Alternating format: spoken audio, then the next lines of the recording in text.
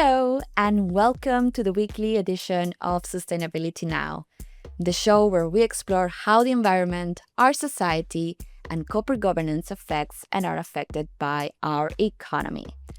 I am Gabriela de la Serna, and I am your host for today's episode.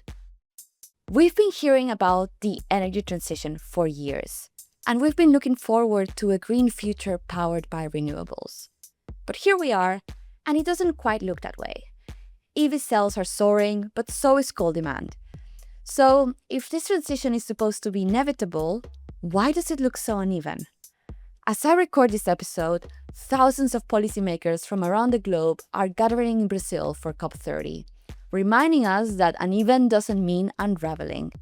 On today's episode, we'll unpack what's driving that uneven progress and what it means for investors trying to navigate it. So let's jump right in.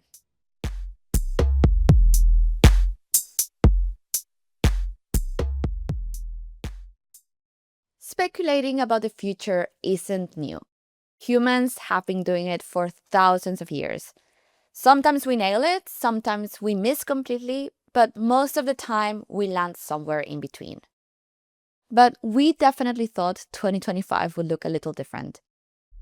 In the second part of the movie Back to the Future, the characters travel to the year 2015, where hoverboards, flying cars, and self-lacing sneakers are everywhere. And beyond Hollywood, there were real-world predictions too. Around that time, world leaders were calling clean energy the next great economic race. And in many ways, they were right. Countries like China have built huge industries around renewables, electric vehicles, and batteries. And investors have seen that pay off in recent months as clean tech stocks bounce back. Back then, it was easy to imagine the energy transition would follow a linear and simple chain of events. Technology would advance, costs would fall, policy would give a gentle nudge, clean tech would spread, and global emissions would drop. But here we are in 2025, and the picture's more complicated than that, and it's also full of contradictions. Yes, clean energy is at record highs, but oil and gas profits are also up. So, the transition isn't quite the smooth, predictable journey we imagined. It's uneven. But that unevenness isn't all bad news. It's also creating opportunities for the countries, for the companies, and for the investors who can move first and adapt fastest.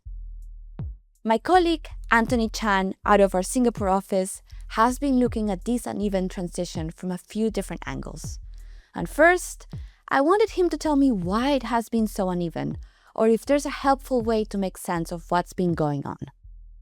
When people think about the energy transition, you often see it through the lens of whether countries are hitting their emissions targets or whether companies are keeping to their net zero promises.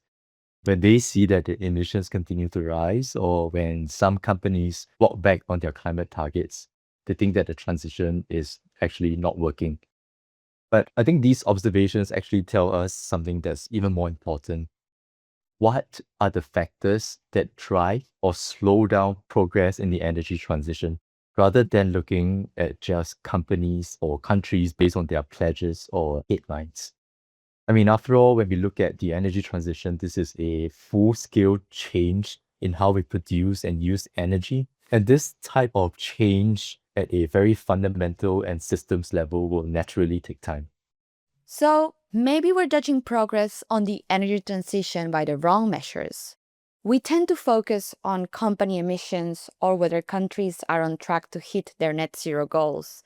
And that makes sense for impact-focused investors who want to see real cuts in emissions. But for investors thinking about financial risk, that view doesn't tell the full story. The energy transition is a massive system-wide shift, and that kind of change doesn't happen overnight. Anthony pointed out that the real story lies in the mix, the way technology, costs, and policy all move at different speeds. And that's what makes the transition so complex. It's not just about whether companies want to cut emissions, it's about whether they can, and whether they already have the tools to do it. To dig deeper into this, Anthony and our colleagues Kshitij Chowdhury and Chris Cote recently published a paper called Setting Expectations Amid a Bumpy Transition. The paper uses MSCI's new energy transition framework to help investors understand what's driving transition risks and opportunities across different sectors and regions. And what's really helpful is that investors can take this framework and figure it out if a company is in a good position to capitalize on the transition, and if it isn't, what hurdles might be getting in the way. So when we talk about companies being ready for the transition, there are three key words to look out for: technology, affordability, and policy. First, is the technology available for them to transition? Second, are these technologies affordable? Third, is there policy that's supporting the adoption of these technologies? On technology, the point here is to understand that the ability for different sectors and different industries to apply technologies to decarbonize differ. We need to identify what's already available and deployable today and separate them from what's still in development. For example, electric vehicles and renewable energy. For these technologies, they are already widely available. But for many others, such as in heavy industries, to waste new technologies to replace heat processes or new construction materials, research and development is still needed. The second key part is affordability. Even if technology is available, we need to understand whether companies can actually invest in them and make them work commercially. One part of this is about achieving greater efficiencies and scale so that the unit costs of the new technologies are much lower.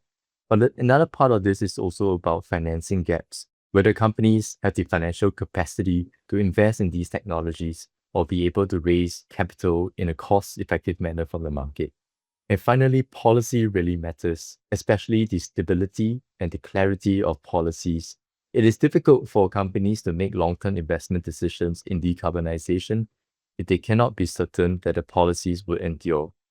So, it might seem like a messy picture, but it definitely makes a lot more sense when you look at things from a certain angle. Not every sector has the same options, not every company can afford them, and not every country offers the same policy support. Put that together, and you get a transition that is happening, but at very different speeds. And for investors, it all might boil down to predictability. Carbon capture and storage for oil and gas companies or sustainable aviation fuel for airlines may sound like promising transition-friendly options, but you might be more comfortable putting dollars into these technologies if you think that these are likely to be closer to cost parity in the next couple of years.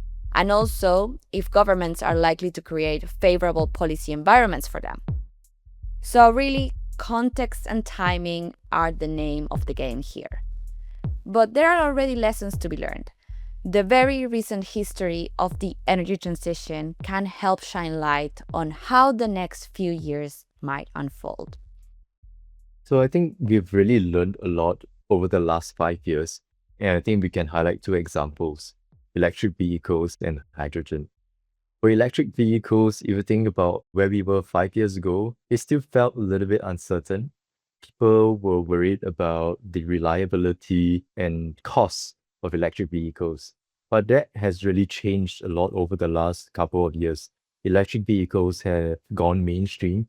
In fact, in China, half of all the new cars sold in early 2025 were electric vehicles. And here, policy has played a huge part in making electric vehicles much more commercially, much more affordable. For example, vehicular emission standards were applied to make internal combustion engine vehicles more costly, and there were also tax exemptions and tax credits that made EVs more accessible. One thing we also observe is that when these incentives disappear, as we've seen in some parts of the world, electric vehicle sales do drop, and that shows how consistent policy is really critical. Another example we could look at is hydrogen. Here, we move from hype and a lot of hope to the hard realities of implementation. Green hydrogen today is still expensive. In many instances, they are not likely to achieve cost parity within the short to medium term against grey hydrogen. The key bottlenecks here are about technology, for example, achieving greater efficiencies in electrolyzers and ensuring that we have the right supply chains that can allow the hydrogen economy to grow. Policy is also a big factor in making then technology is more affordable and more deployable.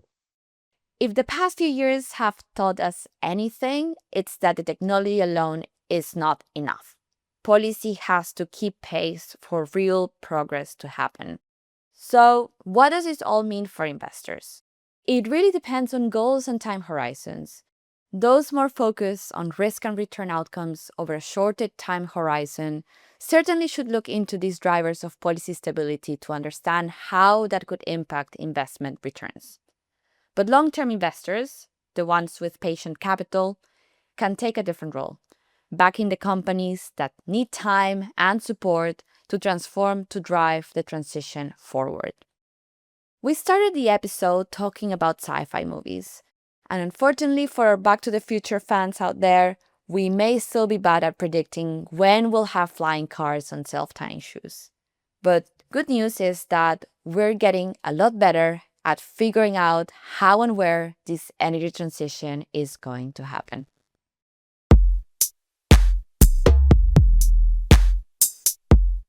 And that is it for the week.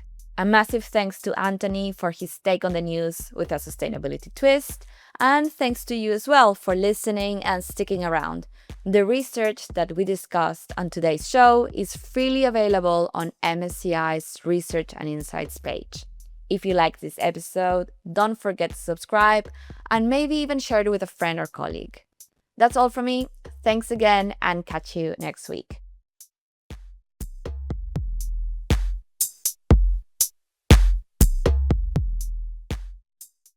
The MSCI ESG Research podcast is provided by MSCI ESG Research, LLC, a registered investment advisor under the Investment Advisors Act of 1940 and a subsidiary of MSCI Inc.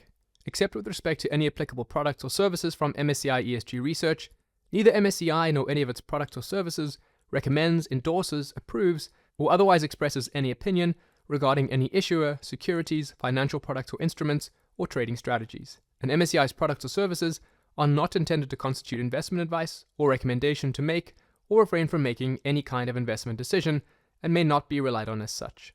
The analysis discussed should not be taken as an indication or guarantee of any future performance, forecast, or prediction. The information contained in this recording is not for reproduction in whole or in part without prior written permission from MSCI ESG Research. Issuers mentioned or included in any MSCI ESG Research materials may include clients of MSCI or suppliers to MSCI and may also purchase research or other products or services from MSCI ESG Research. MSCI ESG Research materials, including materials utilized in any MSCI ESG indexes or other products, have not been submitted to nor received approval from the United States Securities and Exchange Commission or any other regulatory body. The information provided here is as is, and the user of the information assumes the entire risk of any use it may make or permit to be made of the information. Thank you.